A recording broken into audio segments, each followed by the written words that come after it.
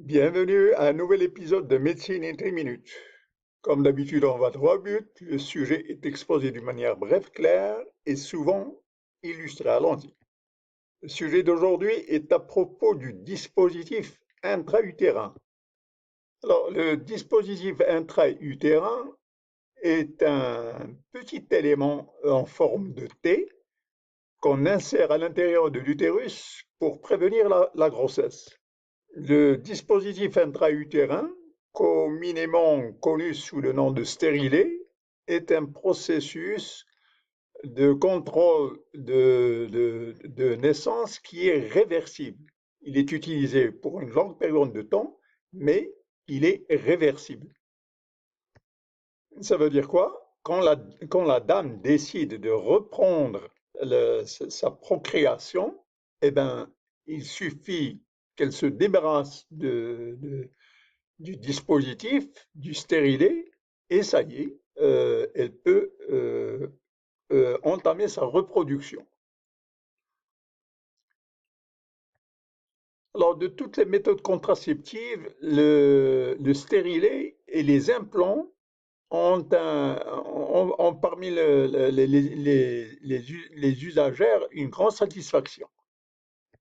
Alors, quand le dispositif, quand on a retiré le dispositif, quand la dame se fait retirer le dispositif de son utérus, eh bien, la fertilité retourne à son état initial d'une manière rapide. Alors, les stérilés en cuivre ont un taux d'échec qui avoisine 0,8%. Il faut quand même indiquer que les dispositifs en cuivre, ils augmentent le volume de la menstruation et peuvent causer des crampes.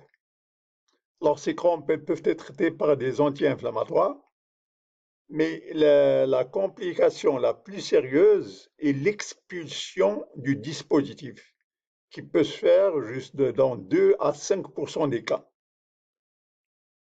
Et rarement, il peut se produire une perforation de l'utérus lors de la pause et ça se chiffre à 0,7%. Il faut savoir que le stérilet, le dispositif intra-utérin, il n'affecte en rien l'allaitement. Ensuite, ce dispositif peut être inséré immédiatement après l'accouchement.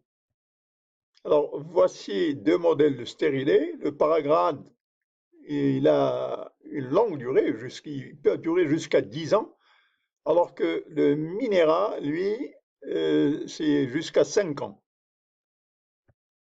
Alors, comment le stérilet, quel est son mécanisme d'action, comment il empêche la grossesse? Eh bien, premièrement, il inhibe le transport du sperme, surtout pour le stérilet qui est en cuivre. Un autre mécanisme d'action du stérilet, c'est d'augmenter la motricité tubale. Alors, quand la motricité au niveau du tube est augmentée, eh ben, l'implantation et le zygote, le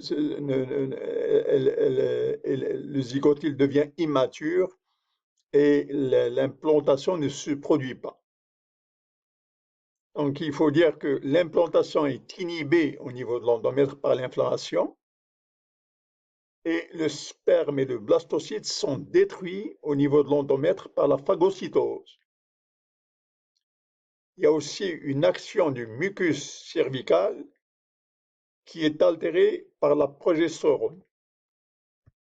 Ici, c'est pour illustrer les différents mécanismes. Donc, le transport du spermatozoïde est inhibé. Ensuite, la motricité tubale est accélérée.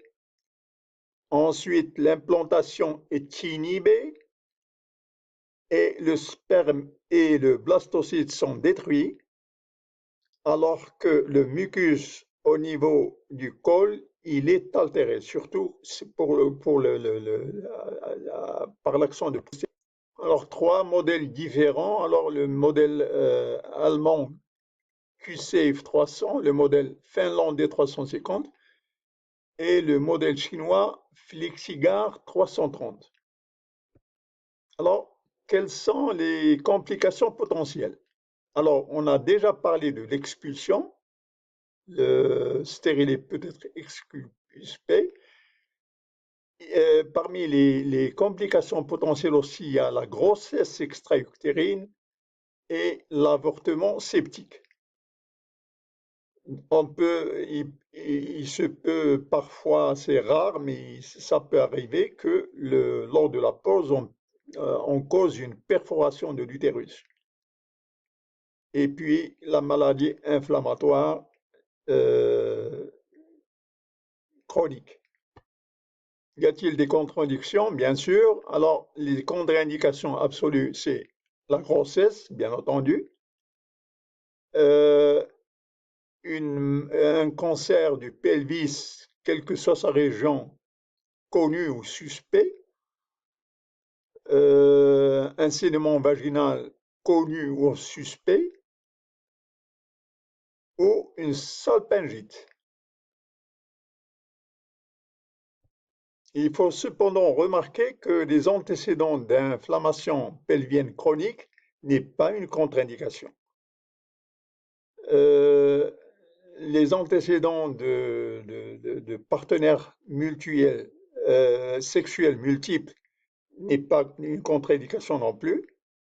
Et si au cours du frottis de Papa Nicolaou, on a une anomalie, eh ben, ce n'est pas une contre-indication pour le stérilet.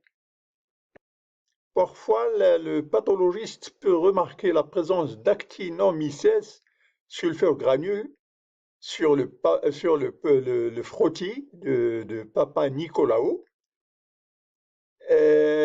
Alors, il faut savoir que ces actinomycètes, s'ils ne provoquent pas de symptômes, eh ben, il ne faut pas les traiter.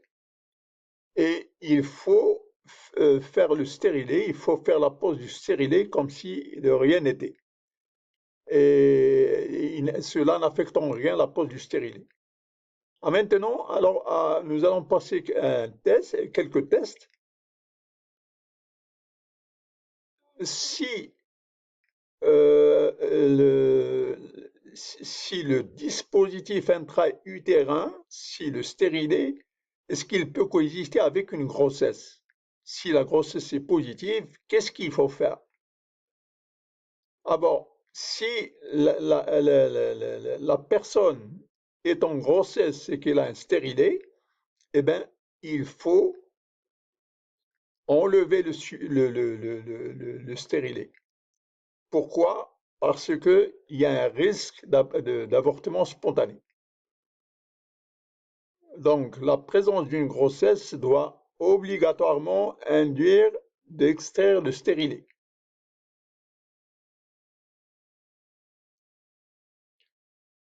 Qu'est-ce qu'il faut faire si la ficelle, si le bout de fil du stérilet n'est pas visible? Alors, s'il n'est pas visible, il faut l'identifier, il faut le retrouver par une sonde.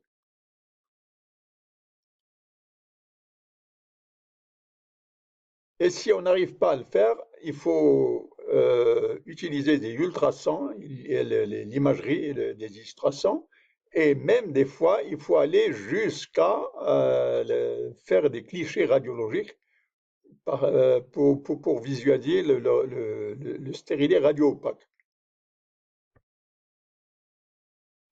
Alors ici, c'est un cliché qui permet de visualiser la formalité du stérilet. Alors, les points essentiels sur les mécanismes d'action, c'est les spermatozoïdes sont inhibés, surtout quand il s'agit du cuivre. La motilité tubale, elle est diminuée, ce qui diminue l'implantation et l'immaturité du zygote. L'implantation est inhibée par l'inflammation. Le sperme et les blastocytes sont détruits par la phagocytose. Et le mucus cervical, il est altéré par la progestérone. Les contre-indications absolues, la grossesse, la présence d'un cancer pelvien connu ou suspecté, le saignement vaginal connu ou suspecté, la présence d'une salpingite connue ou suspectée aussi, et la PID n'est pas une contre-indication, et la présence de partenaires sexuels multiples dans les antécédents n'est pas une contre-indication, et une anomalie du frottis de Papa Nicolaou n'est pas une contre-indication. L'actinomycèse et les sulfures de granules dans un frottis ne sont pas une contre-indication, on ne les traite même pas s'ils sont asymptomatiques, on ne les traite pas. La présence d'une grossesse et du stérilet, il faut tout de suite retirer le stérilet parce qu'il peut causer des avortements. Si on n'arrive pas à visualiser le stérilet, il faut faire des ultrasons et des fois faire des clichés. Merci d'avoir assisté à cette présentation sur les stérilés. Voulez-vous cliquer le bouton like, d'adhérer à la chaîne si vous ne l'êtes pas? Vos suggestions sont toujours bienvenues. Merci.